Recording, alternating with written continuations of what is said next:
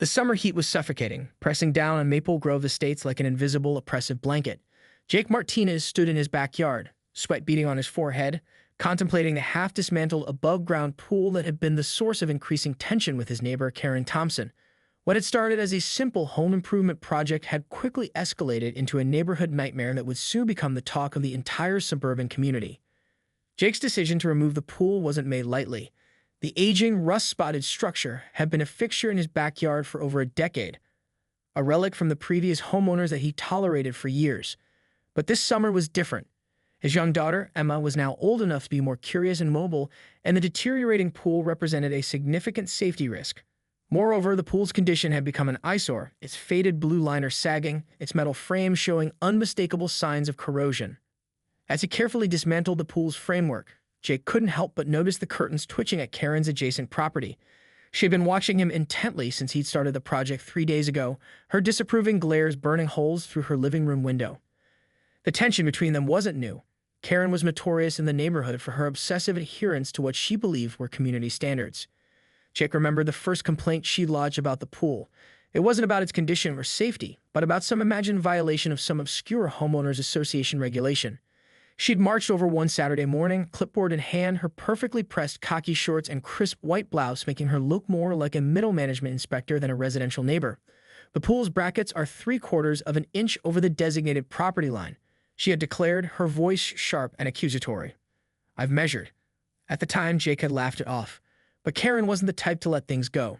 She was a retired school administrative assistant who seemed to have made it her life's mission to enforce every minutiae of neighborhood regulations. Her meticulously maintained yard, not a single blade of grass out of place, was a testament to her need for control. As Jake continued working, removing the pool's panels and stacking them carefully, he heard the familiar sound of Karen's screen door slam. He didn't need to look up to know she was coming. The rhythmic click of her sensible shoes against the concrete walkway was unmistakable. "You're creating a safety hazard," Karen's voice cut through the afternoon heat like a knife. "Those pool panels could attract vermin, and you're leaving a mess." Jake turned slowly, wiping sweat from his brow. He knew this confrontation was inevitable. What Karen didn't know was that he was prepared, not just for her complaints, but for whatever escalation might come next. Little did Karen realize that this seemingly simple pool removal would become a battle that would draw the attention of local authorities and expose her true nature to the entire neighborhood. The stage was set for a suburban showdown that would soon spiral far beyond a simple home improvement project. The next morning, Jake discovered the first of Karen's retaliatory moves.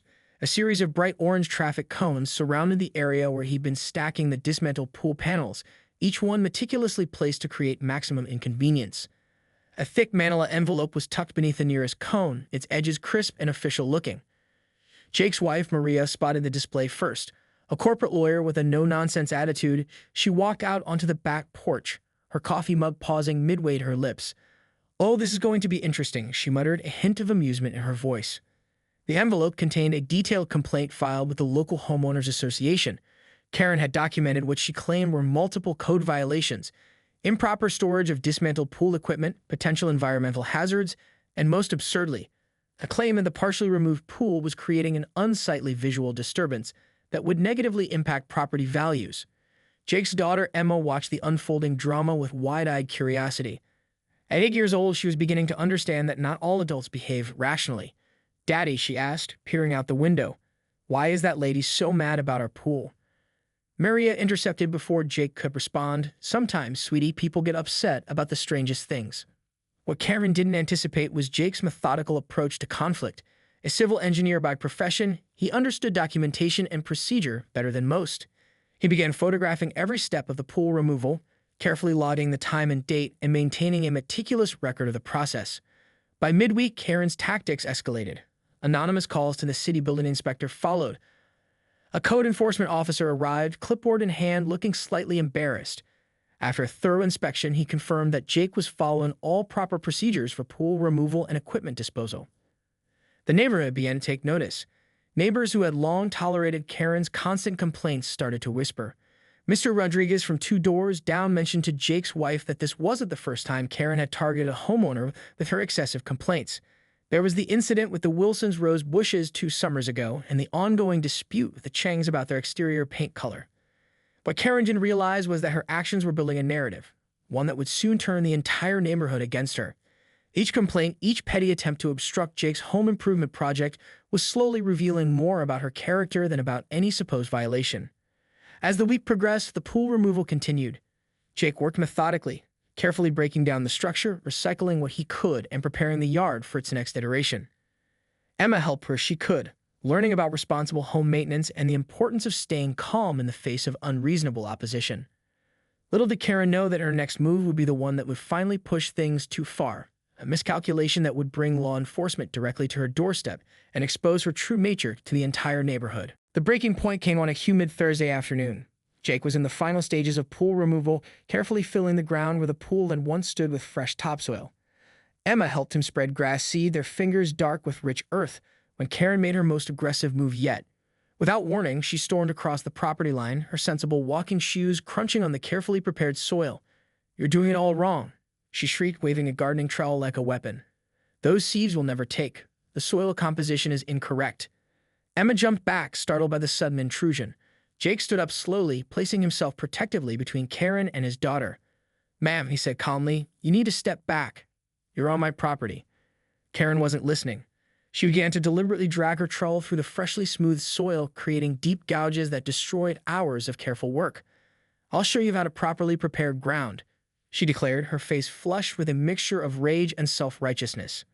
What Karen didn't anticipate was the security camera Jake had installed weeks earlier, a precaution taken after her previous harassment attempts. Every moment of her soil destruction was being recorded in crystal-clear high definition. Maria, who had been working from home, heard the commotion and rushed to the back door. Her legal training kicked in immediately. She pulled out her phone, dialing the local police non-emergency number while simultaneously recording the incident from the doorway. "I'd like to report a property damage in progress," Maria stated coolly, providing their address and describing Karen's actions in precise, legal terminology. "We have video evidence of a neighbor deliberately destroying our property."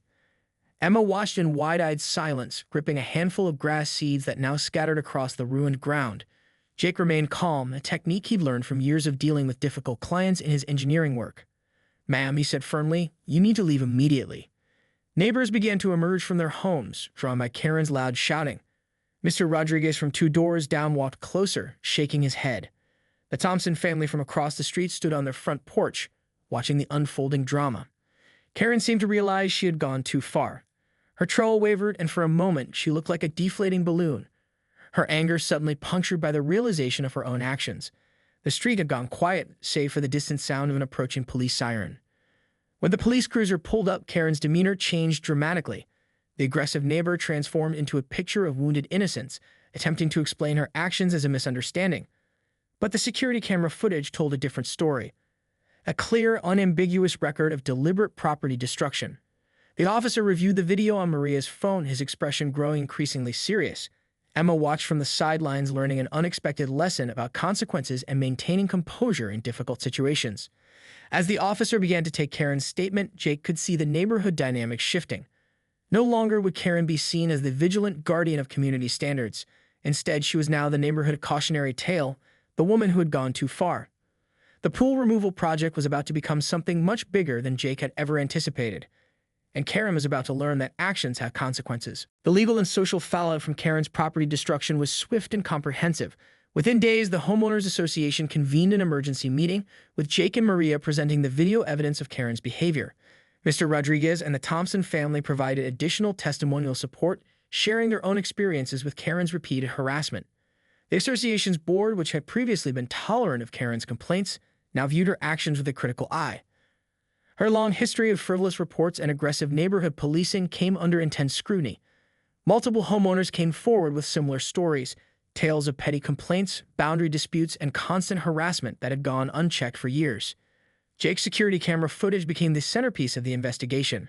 Not only had Karen deliberately damaged his property, but the video also revealed a pattern of escalating aggressive behavior. The police report filed that day became a matter of official record, transforming what might have been a simple neighborhood dispute into a serious legal matter. Maria's legal expertise proved invaluable. She helped Jake file a formal complaint for property damage, ensuring every detail was meticulously documented.